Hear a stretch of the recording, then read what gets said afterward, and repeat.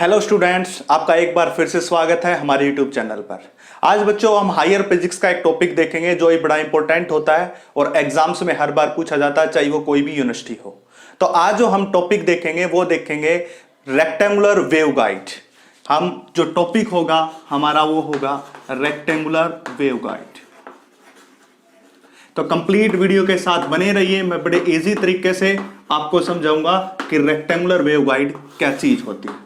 ठीक है बच्चों, देखिए कोई भी जो मेटल जिसका जो सरफेस है वो रेक्टेंगुलर टाइप का हो उसको हम क्या कहते हैं, रेक्टेंगुलर वेव गाइड कहते हैं। कैसे होता है कि कोई भी जो है मेटल जिसका सरफेस अगर हम रेक्टेंगुलर टाइप का ले लें तो उसको हम क्या कहते हैं, रेक्टेंगुलर वेव गाइड कहते हैं बच्चों।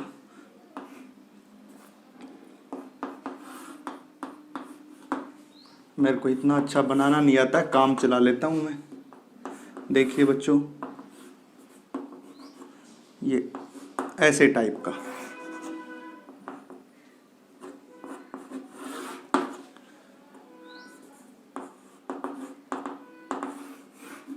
देखिए बच्चों, ये हमारे पास जो हो जाएगा ये पार्ट इसका बी हो जाएगा, ये ए हो जाएगा। क्या किया, ये एक रेक्टेंगुलर टाइप का ले लिया, मुझे इतना अच्छा नहीं बनाना तो थोड़ा मैंने काम चला दिया, आप देख लेना।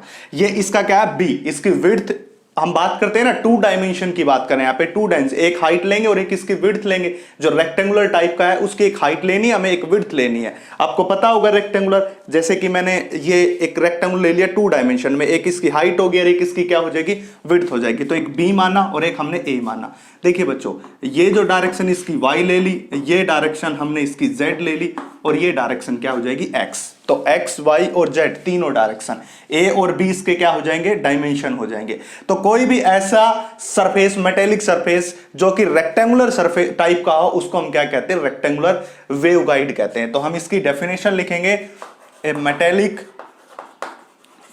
मेटेलिक सरफेस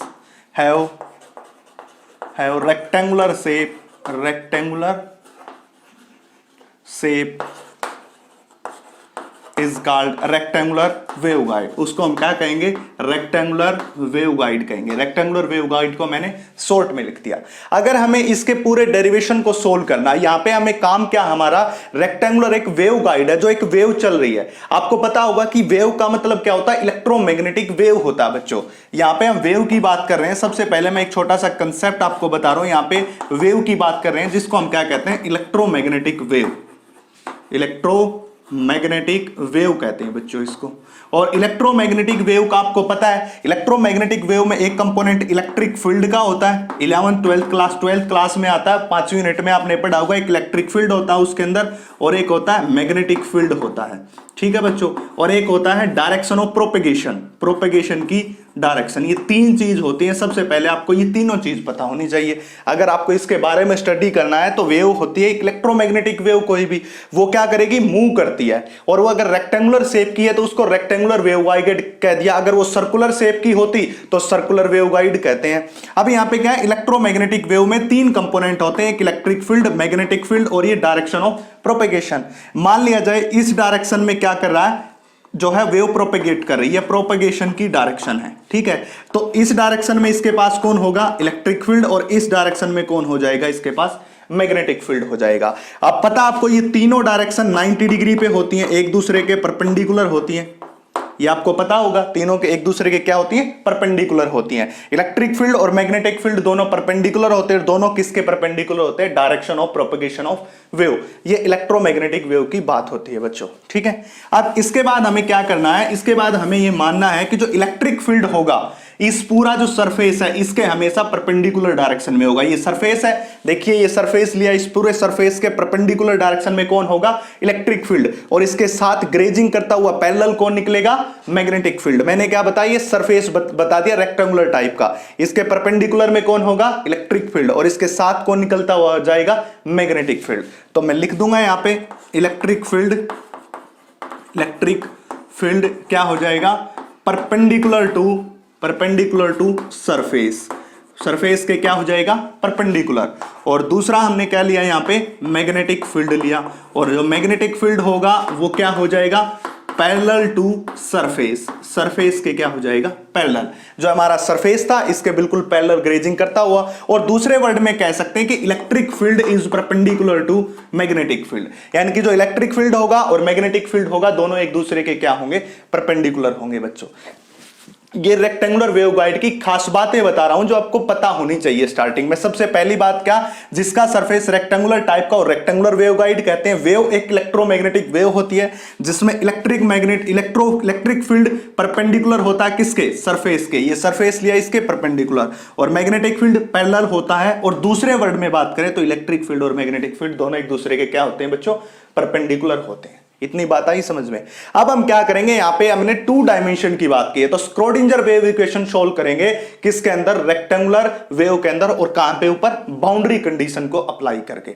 अब आपको पढ़ा होगा आपने पहले स्क्रोडिंजर वेव इक्वेशन क्या होता, थोड़ा कम ध्यान है तो मैं उसमें आपको हेल्प करूंगा, बट थोड़ा आपको फोकस बहुत जरूरी करना है। कंप्लीट वीडियो देखते रहिएगा। देखिए बच्चों, इसको साफ करके हमें क्या करना है, हमने स्क्रोडिंजर वेव इक्वेशन सोल्व करनी है एट बाउंड्री।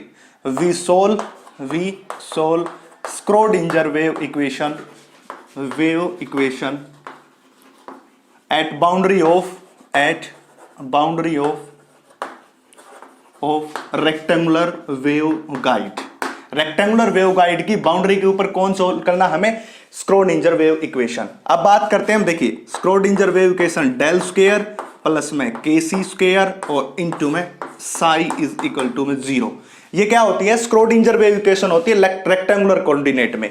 ये जो डेल होता है ना बच्चों, ये डेल, इस डेल का मतलब क्या होता है, डी स्क्वायर बाय में डी एक्स स्क्वायर, ये पार्शियल होता है डी एक्स स्क्वायर, प्लस में डी स्क्वायर बाय में डी वाई स्क्वायर, प्लस में डी स्क्वायर बाय में डी जेड स्क्वायर। बच्चों अगर ये 3 कोऑर्डिनेट 3 डायमेंशन में हो तो ये तीनों आएंगे, 2 डायमेंशन में होगा तो ये नहीं आएगा, केवल ये आएंगे D square by D x square plus d square by में डी वाई स्क्वायर।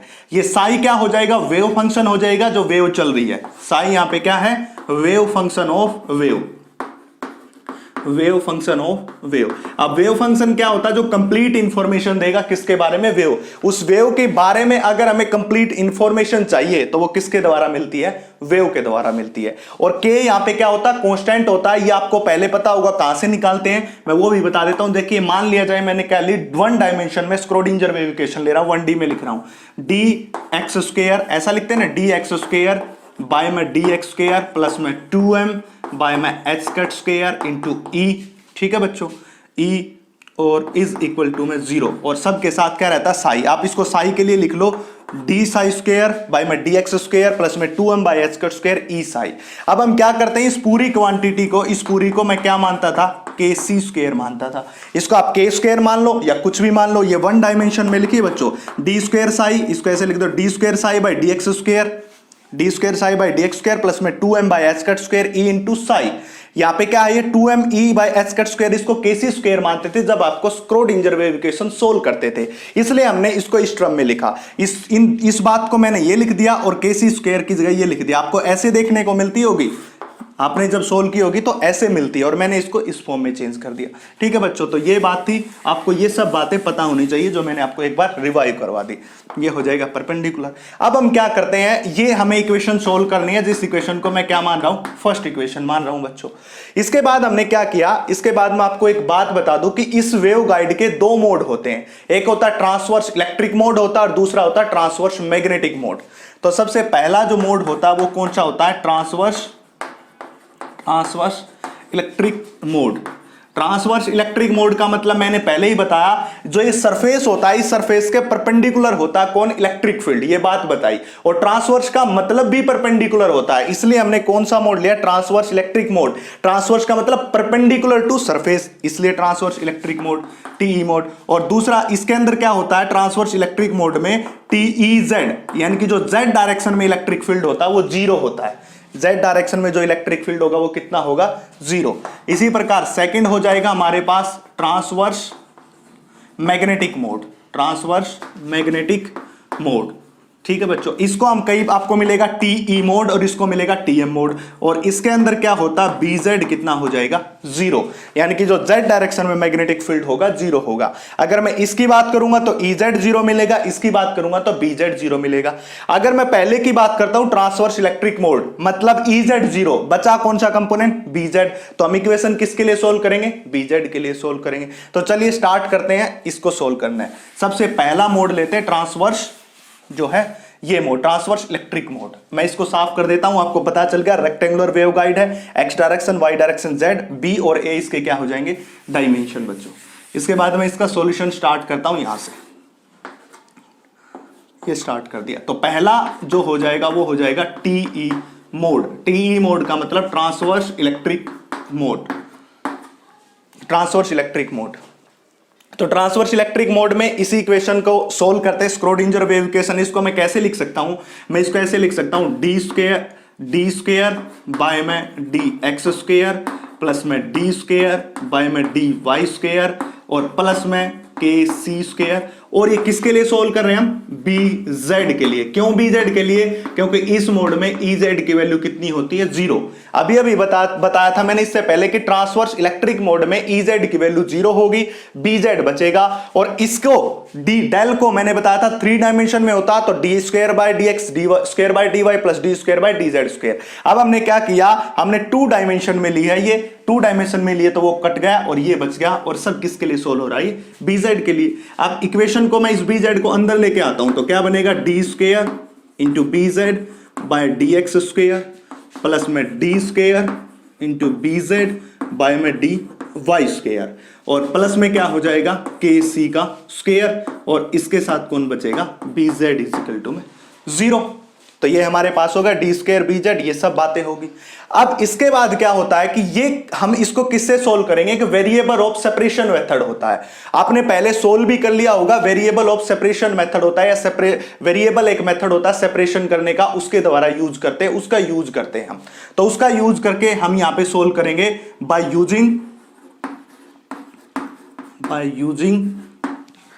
बाय हम इसमें यूज करेंगे बाय यूजिंग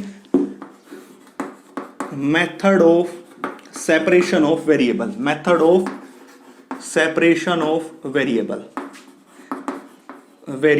ये मेथड यूज करेंगे बच्चों इसके अंदर, ठीक है। Method of separation of variable, इसमें क्या होगा देखिए 2 हैं, एक एक्स है और एक वाई है। तो मैंने क्या लिया, हमने यहां पे अगर जब मेथड ऑफ सेपरेशन की बात की तो इसके अंदर हमने क्या लिया कि जो हमारा बीजेड होगा वो फंक्शन होगा एक्स और वाई का, ठीक है बच्चों। क्या बताया बीजेड एक्स और वाई का क्या होगा फंक्शन, मतलब x इंटू एक्स और y इंटू वाई, x का फंक्शन y का फंक्शन। अब जो बीजेड की वैल्यू आई देखिए, इसको इक्वेशन नंबर में 2 मान लेता हूं, इसको मैंने इक्वेशन नंबर 3 माना। मतलब जो बीजेड एक्स वाई की बात है ये बीजेड एक्स वाई है, ये बीजेड क्या है एक्स वाई है ये सब। तो क्या x of x x y, मतलब मैं क्या करूं इस 3 वाली वैल्यू किस में पुट कर दूं 2 में पुट कर दूं। तो मैं यहां पे क्या लिखूंगा पुट 3 इंटू 2, यहां पे लिखा मैंने पुट 3 इंटू 2। 3 को किस में पुट कर दिया बच्चों मैंने 2 में पुट कर दिया।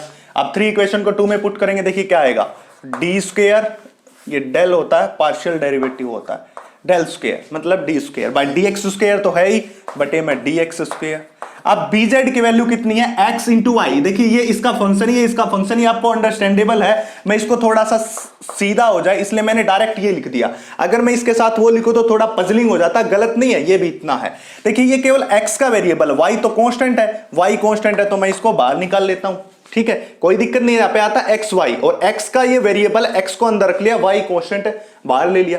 अब दूसरी टर्म उठाएंगे हम डी स्क्वायर बाय में डी वाई स्क्वायर हो जाएगा। अब यहां पे रखेंगे तो x इंटू वाई। अब बात करेंगे x इंटू वाई, यहां के लिए कौन वेरिएबल है y और x क्या है कांस्टेंट, इसलिए मैं इसको क्या रखता हूं केवल y और x को क्या निकाल लेता हूं बाहर। प्लस में क्या हो जाएगा के सी स्क्वायर और यहां पे क्या हो जाएगा x into y is equal to में 0, ठीक है। यह हो जाएगी इक्वेशन नंबर 4। अब इस 4 इक्वेशन को मैं क्या करता हूं डिवाइड कर देता हूं एक्स वाई से।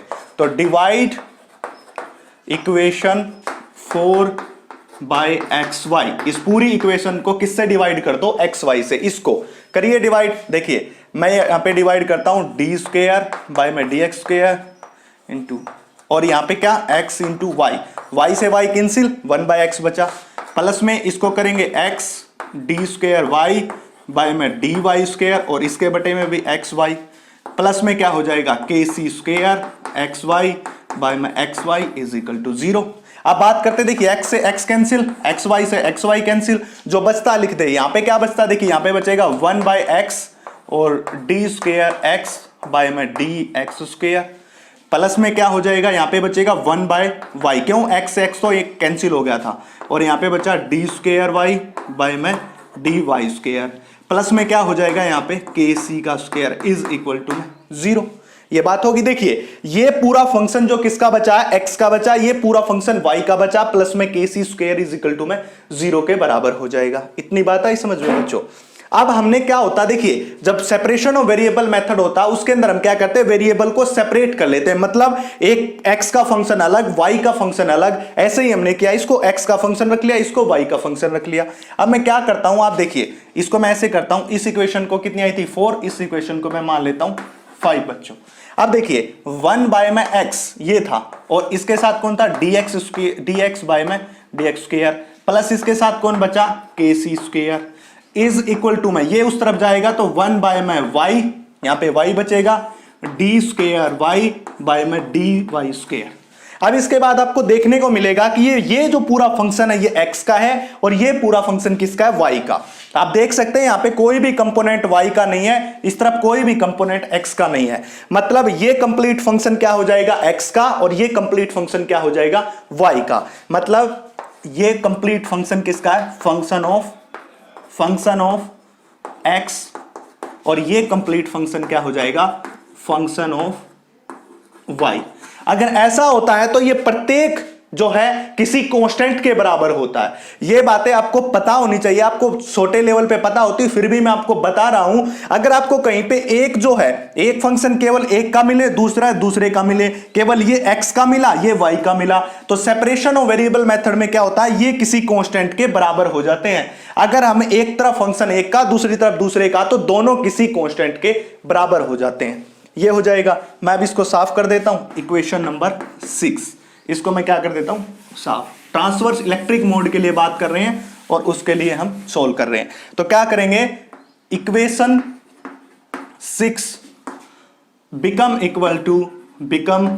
इक्वल टू सम कांस्टेंट, किसके बराबर हो जाएगी, किसी कांस्टेंट के बराबर हो जाएगी। क्यों हुई कांस्टेंट के बराबर, फिर से बता रहा हूं, ये x का फंक्शन है केवल, ये y का फंक्शन, तो इस तरफ ये x बचा ये बचा और टोटल किसके बराबर, किसी कांस्टेंट के बराबर हो जाएगा। तो देखिए रखिए 1 बाय में x बचा डी स्क्वायर बाय में डी एक्स स्क्वायर, ये डेल ऐसे बच्चों पार्शियल है, ये मैं वैसे लिख देता हूं, आप देखते रहना, के c square is equal to में किसी कांस्टेंट पी स्क्वायर के बराबर होगा।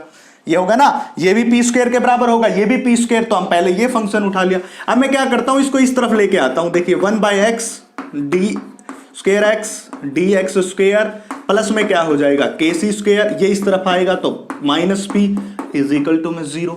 अब मैं क्या करता हूं, इस पूरी टर्म को एक नया फंक्शन दे देता हूं, नाम जो है क्यू स्क्वायर, मतलब इस क्यू स्क्वायर की वैल्यू यहां पे कितनी है, के c square minus P square, ये दे दिया हमने। मतलब इस पूरे को मैं क्या रख दूं, क्यू स्क्वायर। जैसे ही मैं इसको रखता हूं 1 by x d square x by में डी एक्स स्क्वायर और प्लस के साइन के साथ इसकी जगह मैंने क्या रख दिया, क्यू स्क्वायर, और टोटल किसके बराबर हो जाएगा, 0 के बराबर। इक्वेशन नंबर कितनी आई, 5 और 6, और ये इक्वेशन नंबर आ जाएगी 7। समझ आई ना बात। इस पी स्क्वायर को इस तरफ लेके आ, इसको एक नई क्वांटिटी मान ली क्यू स्क्वायर, तो क्यू स्क्वायर की वैल्यू ये काम आएगी, इसलिए मैं इसको एक कॉर्नर में अलग से लिख देता हूं, यहां पे क्यू स्क्वायर, और क्यू स्क्वायर की वैल्यू कितनी है, ये रही, ये हमें काम आएगी, इसलिए लिख रहा हूं मैं अलग से, क्योंकि बाद में बड़ा टॉपिक है और बाद में वो नहीं रहेगा, इसलिए मैं अलग से यहां पे मेंशन कर देता हूं बच्चों। तो ये हो गया, इतना आपको आगे समझ में। अब क्या होगा कि ये जो फंक्शन है ये भी किसी उसका फंक्शन होगा, ये भी किसी का फंक्शन होगा, वो किसका, पी स्क्वायर का, ये भी कांस्टेंट के बराबर होगा। मतलब 1 बाय में y d square y by में d y square is equal to में पी स्क्वायर। मैंने बताया था ना, ये दोनों किसी कांस्टेंट के बराबर होंगे। एक बार इसको कांस्टेंट के बराबर किया, अब इसको, अब ये उस तरफ जाएगा, माइनस का उस तरफ जाके किसका हो जाएगा, प्लस का हो जाएगा। ठीक है बच्चों, तो यहां पे कर देता हूं मैं 1 बाय में y, ये उस तरफ गया, डी स्क्वेयर वाई बाय में डी वाई स्क्वेयर प्लस में पी स्क्वेयर, और ये इक्वेशन हो जाएगी इक्वेशन नंबर 8। ठीक है, ये भी किसी को ये क्यू स्क्वायर हो जाएगा, यहां पे पी स्क्वायर रहेगा, ये इक्वेशन नंबर 7, ये इक्वेशन नंबर 8, दोनों इक्वेशन होगी बच्चों। तो ये मैं अब साफ कर रहा हूं। अब आपको पता होगा कि जो इक्वेशन नंबर 7 है और इक्वेशन नंबर 8 है, जब ऐसी कोई इक्वेशन आती है, इक्वेशन नंबर 7 और इक्वेशन नंबर 8, ऐसी जो इक्वेशन होती है जो उसका सॉल्यूशन किस टाइप का होता है, ऐसी इक्वेशन का आप ऐसे भी कर सकते हो, इस x को इस तरफ भी लेके जा सकते हो, तो ये बन जाएगी डी स्क्वायर। देखिए मैं बता देता हूं आपको, थोड़ा और इजी हो जाएगा। देखिए ये 1/x है, मैं इस x को इसके साथ लेके जा सकता हूं। ठीक है, अगर यहां पे भी सोल्व करो तो यहां से सोल्व करो, छोटा पड़ेगा वो लंबा हो जाएगा। तो मैं क्या बताता हूं, देखिए ऐसी इक्वेशन का जो सॉल्यूशन होता है वो क्या होता है। तो क्या करेंगे, इक्वेशन 7 and 8 7 और 8 हैव ए सॉल्यूशन। इस टाइप की इक्वेशन का जो सॉल्यूशन होता है वो क्या होता है, देखिए सबसे पहले x, जो ये पूरी x वेरिएबल है तो x के लिए हम सॉल्यूशन निकालेंगे, और इसके लिए क्या हो जाएगा a cos Q x plus में b sin क्यू x, ये हो जाएगा। एक कोस का फंक्शन रहेगा, दूसरा किसका फंक्शन रहेगा, साइन का। ऐसी जब स्क्रोडिंजर वेव इक्वेशन सोल्व करते हो और वेरिएबल ऑफ सेपरेशन मेथड से सेपरेबल मेथड से करते हो, तो जब ऐसी इक्वेशन आती है इसका सॉल्यूशन ये होता है।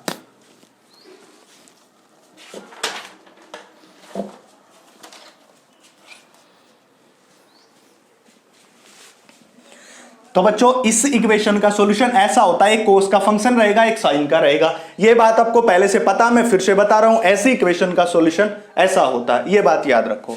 इसके बाद इसी टाइप में मैं किसका सॉल्यूशन करता हूं, इसका, केवल ये y का फंक्शन है तो इसलिए y आएगा, a ये क्या आ गया, a b तो आ लिया, यहां पे c कोस के साथ कौन होगा, p x p y के लिए सोल्व करें तो p y c कोस पी वाई। देखिए यहां पे केवल x के फंक्शन रहेंगे क्योंकि हम x के लिए सोल्व कर रहे थे, यहां पे केवल y के फंक्शन रहेंगे, और y के साथ कौन था p, इसके साथ कौन था q, इसलिए क्यू x और ये साइन, और यहां पे कौन रहेगा पी वाई और प्लस में d साइन पी वाई, ऐसे ये हो जाएगा। अब इस इक्वेशन को मैंने मान लिया 9 और इक्वेशन को मान लिया मैंने 10। अब हम क्या करते हैं, ये इसका सॉल्यूशन आ गया और ये किसका आ गया, इसका सॉल्यूशन। ये दोनों का सॉल्यूशन होने के बाद हमारा जो नेक्स्ट अगला जो काम होगा वो होगा बाउंड्री कंडीशन को अप्लाई करना, और बाउंड्री कंडीशन को अप्लाई करने के बाद ए बी सी डी की वैल्यू फाइंड आउट करना। हम ये इक्वेशन आ गई ना x और y, देखिए x का फंक्शन रहेगा और y का फंक्शन रहेगा। ठीक है, और अभी अभी बताया था कि bz x और y का फंक्शन था, जब स्टार्टिंग में ये लिखा था ना बच्चों x इंटू एक्स और y इंटू वाई, मतलब x इंटू एक्स की वैल्यू यहां पे, y इंटू वाई की वैल्यू यहां पे पुट करेंगे। यहां पे हमें पुट करनी है ये बातें, इसलिए हम इस पूरे काम को सोल्व कर रहे हैं बच्चों। और यहां पे पुट करने के लिए हमें अब किसकी वैल्यू चाहिए, ए बी सी डी की वैल्यू चाहिए। तो ए बी सी डी की वैल्यू के लिए क्या करेंगे, for a b c and d apply boundary condition, apply boundary condition. अब वाकई पे अगर आपने अच्छी तरह से स्क्रोडिंजर इक्वेशन सोल्व कर रखी है तो स्क्रोडिंजर वेव इक्वेशन बाउंड्री के ऊपर जो अप्लाई होती है वो क्या होती है, मैं बात करता हूं। देखिए आपको ये कोई भी रेक्टेंगुलर टाइप का मैं रफली बना लेता हूं, जैसे कि ये रफली मैंने बना दिया, ऐसा कुछ होता है देख लेना आप। देखिए ये मान लेता हूं मैं, देखिए ये इसका, देखिए एक तो ये साइड होगा, एक साइड ये होगा, इसको माना मैंने बी, इसको मैंने कंप्लीट को बी माना, मतलब इससे ये ओरिजिन है, ओरिजिन मतलब यहां से स्टार्ट होके यहां पे गए, और ये ओरिजिन स्टार्ट होके यहां पे गए, ये एक्स डायरेक्शन है और ये ऊपर वाली वाई डायरेक्शन है। तो देखिए यहां पे वाई 0 से स्टार्ट होके वाई बी तक, पूरी बी थी, ये x 0 से स्टार्ट होके x इज इक्वल टू में b तक, दोनों बाउंड्री कंडीशन अप्लाई होंगी। देखिए ये था ओरिजिन, इसको ओरिजिन माना, और एक ये एक्सिस हो जाएगा, एक एक्सिस ये हो जाएगा। ये जो एक्सिस लिया x है और ये जो एक्सिस लिया y है। y में जो इसकी ये थी b थी, मैंने यहां पे देखिए ये माना था ना, इसको मैंने a माना था, इसको मैंने ये यहां पे b माना था। तो यहां पे क्या होगा, देखिए y 0 से स्टार्ट होके y किस तक जाएगा, b तक जाएगा, और x भी 0 से स्टार्ट होके x कहां तक जाएगा, a तक। इसी प्रकार ओरिजिन लिया, इस तरफ भी गए, इस तरफ भी गए, दोनों तरफ जाएगा बच्चों। ठीक है, तो यही बात हमें यहां पे अप्लाई करनी है। तो हम अप्लाई करेंगे तो देखिए क्या हो जाएगा, बाउंड्री कंडीशन में क्या होगा, सबसे पहले डी बी जेड बाय में किसके लिए अप्लाई करूं मैं, dx के लिए, इज इक्वल टू में 0, मतलब dbz बाई dx ये किसके बराबर होगा, 0, कहां के ऊपर, x इज इक्वल टू में 0 और x इज इक्वल टू में a के ऊपर, यहां तक। इसी प्रकार दूसरी बाउंड्री कंडीशन dbz बाय में dy और ये भी होगा 0 और y कहां से कहां तक वेरी कर रहा है, 0 से लेके y इज इक्वल टू में b तक।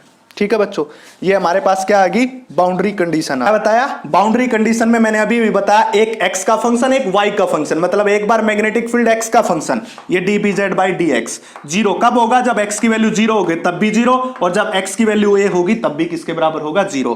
एक बार ये मैग्नेटिक फील्ड y का फंक्शन जब y की वैल्यू होगा 0 तब भी 0, y की वैल्यू b होगी तब भी ये किसके बराबर हो जाएगा, 0 के बराबर होगा। अब हमने क्या किया था, इस bz को कैसे मानना था, bz को एक बार ऐसे भी तो माना था ना मैंने, देखिए bz x और y का फंक्शन मतलब x इंटू वाई, ऐसे फंक्शन जब सेपरेशन ऑफ वेरिएबल स्टार्ट किया था लिखा था मैंने यहां पे। तो हम क्या करेंगे, एक बार अब इसको देख के एक बाउंड्री कंडीशन अप्लाई करते हैं, वो करेंगे क्या, dx बाय में dx इज इक्वल टू में 0, कहां पे, x इज इक्वल टू में 0 और x इज इक्वल टू में a के ऊपर, dx by x is equal to में 0 दिस के ऊपर। इसी प्रकार मैं क्या करूंगा, dy बाय में dy इज इक्वल टू में 0, कहां पे, y इज इक्वल टू में 0 और y इज इक्वल टू में b के ऊपर। dx बाई x 0 है, x 0 के ऊपर और x a के ऊपर, dy बाई y भी 0 होगी, y 0 पे और y b के ऊपर। ये कंडीशन अप्लाई करनी है। अब हमारे पास x की वैल्यू ये रही, y की वैल्यू ये रही, बाउंड्री कंडीशन ये रही। सबसे पहले हम क्या करेंगे, dx बाई x इसका क्या करेंगे, डिफरेंशिएशन। देखिए ये कंडीशन अप्लाई करनी है सेम, मतलब इस x का डिफरेंशिएशन करेंगे छोटे x के रिस्पेक्ट में और इसको किसके बराबर पुट कर देंगे, 0 के बराबर। कब कब, जब एक बार x 0 होगा और जब एक बार x इज इक्वल टू में a होगा। कैसे करेंगे वो मैं इसे यहां पे करवा रहा हूं, देखिए इसको साफ करके देखिए। पहली बाउंड्री कंडीशन अप्लाई करते हैं, ये first boundary a boundary condition है और ये कौन सी है, b boundary condition. First apply करते हैं, तो first boundary condition, first a boundary condition, boundary condition लिखते हैं, बाउंड्री कंडीशन। देखिए x की वैल्यू ये रही, dx है, x है, पूरी x की वैल्यू रही, इस x को डिफरेंशिएट करेंगे x के रिस्पेक्ट में, मतलब dx बाय में dx और इसको किसके बराबर पुट करना है, 0 के बराबर, इज इक्वल टू में, और ये कहां पे काम कर रहे हैं, x इज इक्वल टू में 0। पहली कंडीशन ये अप्लाई करेंगे, दूसरी के लिए x इज इक्वल टू में, पहली के लिए x इज इक्वल टू में 0, dx बाई x टोटल 0 के बराबर होगा और कहां पे, x इज इक्वल टू में 0। तो इसका करिए, देखिए a है, a का a रहेगा बच्चों, और कोस का क्या हो जाता है, साइन, माइनस साइन, कोस का क्या होगा, साइन, क्यू x ये माइनस के साथ, और क्यू क्या आ जाता आगे। देखिए जब हम इसका क्या करेंगे डिफरेंशिएशन x के रिस्पेक्ट में, तो क्यू आ जाएगा आगे, तो क्यू इंटू ए, क्यू इंटू ए, और कोस का कितना होता है, माइनस हो जाता है, साइन, कोस का कितना होता है, माइनस, तो माइनस का साइन क्यू x। इसी प्रकार इसका करेंगे, देखिए प्लस में ये रहेगा, देखिए जब साइन क्यू x का करेंगे तो क्यू क्या आ जाएगा आगे, तो q into b, q into b, और साइन का क्या होता है डिफरेंशिएशन, कोस होता है, तो कोस क्यू x इतना हो गया। अब ये टोटल 0 और जहां जहां पे भी आपको x दिख रहा है, जहां जहां पे भी आपको x दिख रहा है वहां पे क्या पुट कर दे, 0।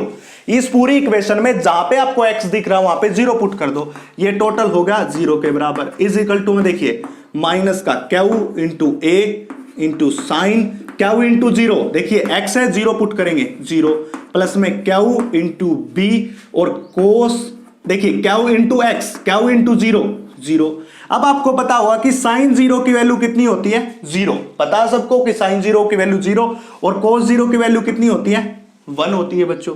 तो क्या हो जाएगा ये, देखिए क्या हो जाएगा, ये कंप्लीट 0 बचेगा कौन, ये q b cos 0 is equal to 0, मतलब q b is equal to में 0, मतलब बी किसके बराबर आ गया, 0 के बराबर आ गया।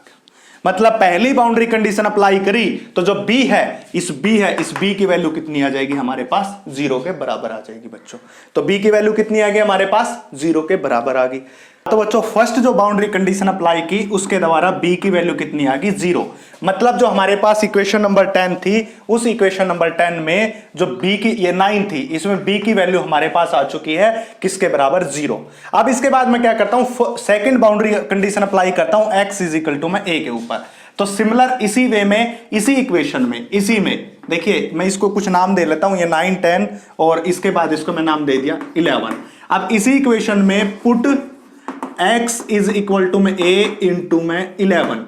देखिए 11 में क्या करना, हमें a को 0 पुट करना और b को तो पहले ही हमारे पास क्या आ चुकी है 0, वो तो हमें पहले से ही पता है। देखिए पुट करते हैं, मैं इसको यहां से साफ कर देता हूं, ठीक है बच्चों। इसके बाद हमारे पास एक इक्वेशन और होगी, उसका भी सॉल्यूशन लेंगे।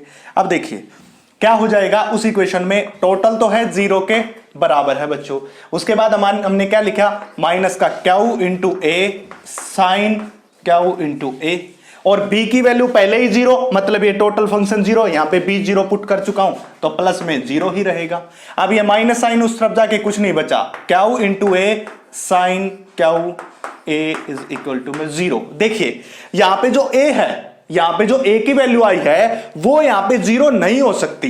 यहां पे a की वैल्यू इज इक्वल टू में नॉट 0, तो कौन 0 हुआ, sine q a is equal to में 0। अब कहोगे कि सर यहां पे a की वैल्यू 0 क्यों नहीं हो सकती, क्योंकि बच्चों देखिए मैंने अभी अभी x इंटू एक्स का फंक्शन बताया था और वहां पे निकाला था a cos q into x और b sine q into x, ये बताया था। और ये x एक तरह से मैग्नेटिक फील्ड ही है bz, अभी अभी बताया। देखिए dx बाई dy, पहले बाउंड्री कंडीशन लगाई थी, वहां पे लिखा था dbz बाई dx, तो उसकी जगह यूज किया था dbz बाई dy, उसकी जगह y यूज किया था। अगर मैं यहाँ पे ये एक किस्म, एक तरफ से यही है, अगर मैं इस a को 0 पुट कर दूं, b पहले से ही 0, a भी 0, मैग्नेटिक फील्ड 0 हो जाएगा। इलेक्ट्रिक फील्ड पहले से ही 0 था z डायरेक्शन में, हमने लिया था ट्रांसवर्स इलेक्ट्रिक मोड, उसमें Ez 0 और यहाँ पे bz 0, जो कि गलत बात होगी, ऐसा पॉसिबल नहीं है। इसलिए मैं कह रहा हूं कि ये 0 नहीं हो सकता। 0 कौन होगा, ये 0 होगा साइन क्यू ए। अब एक बताओ, साइन थीटा 0 कब होता है, कब 0 के बराबर होता है, साइन एन पाई की वैल्यू किसके बराबर होती है, 0। साइन एन पाई की वैल्यू किसके बराबर होती है, 0। मैथमेटिक्स पढ़ते हो आप, पता होगा आपको, बीएससी में आपने मैथ से आए हो, फिजिक्स पढ़ रहे हो, तो साइन एन पाई की वैल्यू कितनी होती है, 0। मतलब ये इक्वेशन इसका 0, तो दोनों इक्वेट हो जाएगा। मतलब sine q a is equal to में साइन एन पाई। देखिए साइन से साइन क्या हो जाएगा, कैंसिल। मैं इसको भी हटा रहा हूं यहां से, बाउंड्री कंडीशन ये हमारी। तो q into a is equal to में एन इंटू पाई, तो यहां पे क्या बचेगा, क्यू की वैल्यू कितनी हो जाएगी, एन पाई बाय में ए। ये हमारे पास क्यू की वैल्यू आ गई। देखिए क्यू की वैल्यू कितनी आई, एन पाई बाय ए, और बी की वैल्यू कितनी है, 0। इन दोनों को उठा के मैं इक्वेशन नंबर 9 जो हमारे पास आई थी उसमें पुट कर देता हूं। देखिए मैं यहां से अब इसको साफ कर रहा हूं, यहां से इसको देखिए मैं एक बार आपके सामने इक्वेशन नंबर 9 लिख देता हूं, जो x into x is equal to में कितना था, a cos q into x plus में b sine q into x. ये थी इक्वेशन नंबर 9, ये इक्वेशन नंबर 9 थी बच्चों। तो हमने क्या करना है इस इक्वेशन 9 में, क्यू की वैल्यू तो एन पाई बाय ए और b की वैल्यू कितनी रखनी है, 0। अब मैं यहां से क्यू की वैल्यू एक और आई है हमारे पास, एन पाई बाय ए, ये वैल्यू भी यहां पे काम आएगी, रख लेता हूं। तो दोनों की वैल्यू इसमें पुट करते हैं, तो x इंटू एक्स की वैल्यू कितनी हो जाएगी, a कोस क्यू की वैल्यू एन पाई बाय में a इंटू में x, और b की वैल्यू 0 ही है, प्लस 0 रहेगा। ठीक है बच्चों, ये होगा। अब तक हमारे पास क्या हुआ था, x0 इंटू 11, x0 को 11 इक्वेशन हो चुकी थी, तो इक्वेशन होगी 12। ये मैंने सिर्फ रिमेंबर करने के लिए आपको इक्वेशन बताई थी, इक्वेशन नंबर 9 ये लिखी थी। तो इक्वेशन नंबर 9 में जब ये सब वैल्यू पुट करता हूं तो ये हमारे पास इक्वेशन नंबर 12 आ जाएगी, ये बात। इसके लिए हम बाउंड्री कंडीशन अप्लाई कर चुके हैं, जिसके ऊपर x इंटू एक्स की value a cos n pi x by a के बराबर आई। दूसरी इक्वेशन ये थी, जिस इक्वेशन को इसको देखो, ये 10 इक्वेशन थी हमारे पास, इक्वेशन नंबर 10 थी, जहां पे हमने क्या लिखा था, dy बाय में dy इज इक्वल टू में 0, y 0 के ऊपर भी ऐसा और y इज इक्वल टू में b। ये बाउंड्री कंडीशन थी। मतलब अगर मैं डिफरेंशिएट करूं इसको y के रिस्पेक्ट में और फिर y को 0 पुट करूं तब भी 0 और y को b पुट करूं तब भी किसके बराबर होगा, 0। तो कर लीजिए, पहली ये बाउंड्री कंडीशन अप्लाई करूंगा, करिए इसको। देखिए dy, ये y का फंक्शन होगा ही होगा, into d y is equal to में, देखिए किसके बराबर, 0। कब, जब y को मैं कितना पुट कर रहा हूं, 0 के बराबर। देखिए ये रहा c, कोस का क्या हो जाएगा, माइनस साइन, साइन किसके साथ, माइनस के साथ, और पी वाई, और ये p क्या आ जाएगा, आगे आ जाएगा। इसी प्रकार यहां पे करेंगे प्लस में d, और इसका ये p आगे, और साइन का कितना हो जाएगा, कोस p y के बराबर। अब ये टोटल किसके बराबर है, 0 के बराबर है। 0 के बराबर है तो y को मैं क्या करूं, 0 पुट, यहां पे भी y को 0, यहां पे भी y को 0 इज इक्वल टू माइनस का पी सी और साइन 0, p इंटू 0 0 प्लस में d p cos into zero, p into zero zero. अब देखिए साइन जीरो की वैल्यू कितनी होती है, जीरो, और कोस जीरो की वैल्यू कितनी होती है, 1।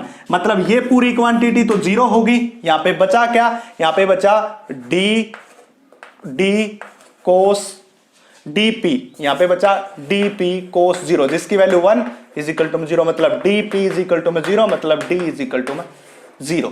मतलब इस इक्वेशन के हिसाब से ये d की वैल्यू है, ये किसके बराबर आ गई हमारे पास, 0 के बराबर आ चुकी है। d कितना आ गया हमारे पास, 0। अब दूसरी बाउंड्री कंडीशन अप्लाई करते हैं, y is equal to b। तो उस इक्वेशन में, इस इक्वेशन को मैं कुछ भी मान लेता हूं रेंडमली, मैं भूल गया तो मैं रेंडमली मान लेता हूं इसको इक्वेशन नाम दे दिया मैंने ये p, इस इक्वेशन का नाम मैंने p दे दिया। आप उसके बाद सीरियल वाइज उठा लेना, पीछे से मैं इसको p दे रहा हूं। तो मैं क्या करूंगा, नाउ पुट क्या y इज इक्वल टू मैं b into y is equal to मैं b इंटू p इक्वेशन के अंदर, p इक्वेशन के अंदर पुट कर लिया। कर दीजिए पुट। देखिए ये भी किसके बराबर होगा, 0, क्योंकि यहां पे भी dy बाई डी जीरो होना कहां पे, y इज इक्वल टू में b के ऊपर। ये सब बाउंड्री कंडीशन है जो स्क्रोडिंजर इक्वेशन को सोल्व करते हुए आपको मिलती हैं, और सेपरेशन ऑफ वेरिएबल में भी हमें ऐसा ही करना है। तो कर दीजिए पुट। देखिए माइनस p रा c रा साइन p, और y की जगह हम क्या पुट करना, b, और d की वैल्यू पहले से ही 0 आ गई। अगर मैं यहां पे d की वैल्यू 0 पुट कर दूं तो ये पूरी 0, मतलब प्लस 0। यहां पे क्या बचेगा, pc sine pb is equal to में 0। ये उस तरफ जाके खत्म हो जाएगा। यहां पे क्या बताऊं मैं, यहां पे मैं आपको बता सकता हूं हमारे पास जो c है उसकी वैल्यू 0 के बराबर नहीं हो सकती, जो ये c है। यहां पे c की वैल्यू 0 क्यों नहीं हो सकती, अगर मैं c को 0 पुट कर देता हूं तो bz किसके बराबर हो जाता है, 0, जो कि पॉसिबल नहीं है। इसलिए c 0 नहीं होगा, साइन pb 0 होगा, और साइन pb 0 भी होता और साइन m पाई भी किसके बराबर होता है, 0। क्यों, क्योंकि n पाई हमने यूज कर लिया, हम m पाई यूज करेंगे। मतलब हमारे पास pb इज इक्वल टू में m पाई, मतलब हमारे पास किसकी वैल्यू निकाले, p की वैल्यू कितनी आ गई, m पाई बाय में b। ठीक है बच्चों, p की वैल्यू कितनी आएगी, m पाई बाय b। मैं यहां पे लिख लेता हूं m पाई बाय b, ये आ गई। ठीक है, अब इस इक्वेशन नंबर 10 में d की वैल्यू तो 0 और p की value m pi by b, ये सब वैल्यू यहां पे पुट कर देते हैं। ठीक है बच्चों, तो हम क्या करेंगे, put d and p into 10, जो कि मैंने 10 नंबर इक्वेशन मानी थी। तो पुट कर दीजिए, इसको साफ कर देता हूं मैं यहां से। देखिए पुट करेंगे तो क्या मिलेगा, देखिए हमारे पास मिलेगा y into y c cos, p की जगह हमने कितना पुट करना, m pi by b into y, और इसके बाद हमने क्या पुट करना, d की जगह 0, तो प्लस 0, कुछ नहीं बचेगा क्योंकि 0 हो जाएगा। ठीक है बच्चों, ये आ गया हमारे पास। अब आपको मैंने इस, देखिए एक इक्वेशन तो ये बन गई, एक इक्वेशन ये होगी, ये x इंटू एक्स की वैल्यू है और ये y इंटू वाई की वैल्यू है। इसके बाद मैंने स्टार्टिंग में ही लिखा था bz x और y का फंक्शन होगा, और यहां पे हो जाएगा x इंटू एक्स और y इंटू वाई। ये बात मैंने लिखी थी जहां पे मैंने ये बात लिखी थी कि सेपरेशन ऑफ वेरिएबल का यूज करते हैं। तो देखिए bz x इंटू वाई, यहां पे पुट करेंगे किसकी वैल्यू, उसकी वैल्यू, और y इंटू वाई की जगह ये, तो कर दीजिए पुट। कितना हो जाएगा, a cos n pi x by a, और यहां पे क्या हो जाएगा, c cos m pi y by b। ये किसकी बात आ गई हमारे पास, bz की वैल्यू निकल के आ गई, इतनी होगी bz की वैल्यू बच्चों। ठीक है, इसको याद रखना, bz ये हो गई। ठीक है, इसको पहले इक्वेशन p माननी थी, ये इक्वेशन आई, इसको मैं q मान लेता हूं। हमें पता नहीं है, इस इक्वेशन को मैं क्या मान लेता हूं, q मान ली। अब मैं इसके लिए आता हूं, देखिए मुझे kc स्क्वायर निकालना है, तो मैं इसको इस तरफ लेके जाऊंगा। तो ये थोड़ा स्पीड से कर रहा हूं, मैथमेटिक्स से कुछ भी नहीं है। इसको निकाला, इसको इस तरफ लेके आए। देखिए kc square is equal to में q की वैल्यू है, p की वैल्यू है। देखिए इसको पुट करेंगे, n square pi square by a square हो जाएगा, प्लस में m square pi square by में b स्क्वायर हो जाएगा। यहां से क्या है, दोनों जगह से कॉमन, पाई स्क्वायर कॉमन है, तो पाई स्क्वायर कॉमन, यहां पे बचेगा n square by a square, और यहां पे बचेगा m स्क्वायर बाय में b square is equal to में किसके बराबर है, kc स्क्वायर। जो एक kc होता है, इस kc स्क्वायर की वैल्यू होती है ओमेगा स्क्वायर बाय में c स्क्वायर। ये याद रखना पड़ेगा, ओमेगा इज इक्वल टू में kc स्क्वायर होता है, तो kc निकालेंगे तो omega square by c square. ठीक है, तो यहां पे रख देंगे ओमेगा स्क्वायर बाय में c square is equal to में पाई स्क्वायर, और यहां पे n square by a square plus में m square by b square होगा। अब देखिए मुझे ओमेगा स्क्वायर निकालना, तो सी जाएगा ऊपर जाएगा, मैं यहां पे डायरेक्ट लिख देता हूं। अब इसको निकालूंगा तो ओमेगा इस तरफ रूट जाएगा, पाई स्क्वायर का रूट पाई, सी स्क्वायर का रूट सी, यहां पे बचेगा n square by a square और एम स्क्वायर बाय में बी स्क्वायर, और पूरे के ऊपर क्या आ जाएगा रूट। और ये हमने क्या निकाल दी फ्रीक्वेंसी, और यहां पे लिखते हैं m into n, omega m n, omega m n, ये आ गई फ्रीक्वेंसी। किसकी फ्रीक्वेंसी? जो रेक्टेंगुलर वेवगाइड चल रही है, प्रोपेगेट करी, वो किस फ्रीक्वेंसी के साथ प्रोपेगेट करेगी? इस फ्रीक्वेंसी के साथ प्रोपेगेट करेगी। तो pi c n square by a square plus m square by b square, root में इतनी फ्रीक्वेंसी आ जाएगी। ये एम है, ये एन है। अगर मैं यहाँ पे m की वैल्यू 1 और n की वैल्यू 0 पुट करूं तो कौन सा मोड आएगा? ओमेगा 1 0। यहाँ पे m की वैल्यू 1 और n की वैल्यू 1 पुट करूं तो कौन सा मोड आएगा? 1 1। इसमें जब 1 0 पुट करूंगा यहाँ पे 1 पुट कर लेना, यहाँ पे 0। जब ओमेगा 1 1 पुट करूंगा यहाँ पे 1, यहाँ पे 1 निकाल सकते हो आप। कौन सा? ये पहला मोड आएगा, ये दूसरा मोड आएगा। ये मोड अप्लीकेबल नहीं होता, ये मोड इसके अंदर मान्य नहीं होता है, नॉट अप्लीकेबल। केवल ये मोड अप्लीकेबल होता है फ्रीक्वेंसी का, जिसको हम क्या कहते हैं? Dominant mode. कौन सा मोड कहते हैं? Dominant mode. कौन सा मोड अप्लीकेबल होता है? W11। ये मोड अप्लीकेबल नहीं होता किसमें? ट्रांसवर्स इलेक्ट्रिक मोड में बच्चों। ठीक है, ये बात आ गई। ये BZ XY की वैल्यू बात आ गई। अब हमें क्या करना है? अब हमें इसके अंदर एक छोटा सा काम और करना है। वो काम कौन सा करना? हमें हमारे पास जो BZ होता है, BZ देखिए BZ होता है R और T कोई भी पोजीशन टाइम के साथ, वो किसके बराबर होता है? BZ XY और e की power minus i omega e की पावर आई के टी, ये KZT minus i omega t, ये बात होती है बच्चों। ये हमारे पास किसकी वैल्यू हो जाएगी? देखिए ये हो जाएगी आई के T minus i omega t. ये z डायरेक्शन में हो सकता है। ठीक है, ये एक इक्वेशन होती है। जब वेव गाइड का टॉपिक पढ़ते हो तो वहां पे क्या होती है? वेव गाइड जिस मैग्नेटिक फील्ड की वैल्यू के साथ प्रोपेगेट करती है z डायरेक्शन में, वो इतनी होती है BZ XY e की पावर आई KZT माइनस में आई ओमेगा टी, ये वैल्यू होती है। और हमारे पास BZ XY की वैल्यू ये रही, ये वैल्यू मैं कहां पुट करूंगा? यहां पे पुट करूंगा।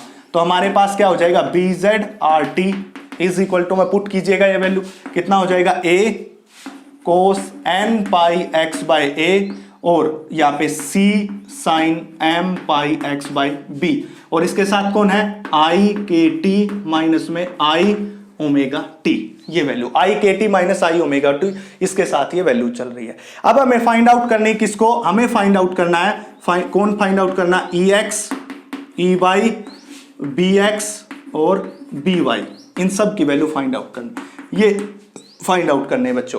यहां तक इक्वेशन आ गई समझ में? इसके बाद इन सब EX EY BX BY इन सब की वैल्यू हमें क्या करनी है? फाइंड आउट करनी है। तो देखिए कैसे फाइंड आउट करेंगे इन सब की वैल्यू। इसका वैल्यू फाइंड आउट करने के लिए वेव गाइड में कुछ रिलेशन दिए थे जो आपको याद होना चाहिए। वो रिलेशन क्या दिए थे कि EX, जो EX की वैल्यू है वो कितनी होती है? माइनस का आई ओमेगा। EX की जो वैल्यू होती है वो कितनी होती है? आई ओमेगा, माइनस का नहीं, आई ओमेगा बाय में KC स्क्वायर और DBZ बाय में DY। मतलब जो ये DBZ आया इसको किसके रिस्पेक्ट में करो? DY के रिस्पेक्ट में करो।